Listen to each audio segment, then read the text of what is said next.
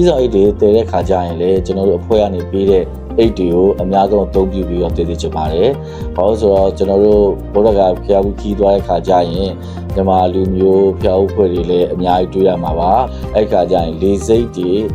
ကျွန်တော်တို့တဲခိုတဲ့နေရာတွေမှာအိတ်တွေအရမ်းမတက်ပါတယ်နော်။အိတ်တွေကျွန်တော်တို့ဒီတော့ကျွန်တော်တို့နာမည်နဲ့ကုမ္ပဏီနာမည်နဲ့ရေးထားတဲ့အိတ်တွေတောင်မှ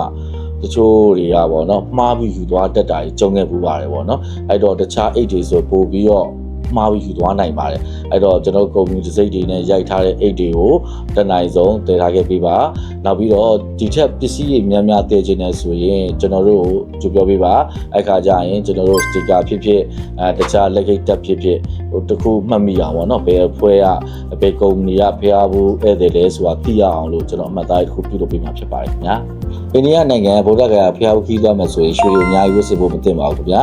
အိန္ဒိယနိုင်ငံကာစတန်လောအရခွင့်ပြုထားတဲ့အတွက်မျိုးသမီးတွေအနေနဲ့ပေါ့ငကက်လေးနဲ့ရွှေလေးနဲ့ပပပဲဝတ်ဆင်လာခဲ့ဖို့အကြံပြုချင်ပါတယ်ခင်ဗျာဖျားဂယာဖျားဘူးဓမ္မမိတ်ဆွေများအားလုံးတဝိကတရားများရရှိပြီးတရားများအားထုတ်နိုင်တဲ့ဗုဒ္ဓဂယာဖျားဘူးခီးစဉ်တစ်ခုဖြစ်ပါစေလို့ကျွန်တော်တို့ဘဝမှာဗုဒ္ဓဂယာဖျားဘူးကုမ္ပဏီမှာဆုမွန်တောင်းရပါတယ်ခင်ဗျာ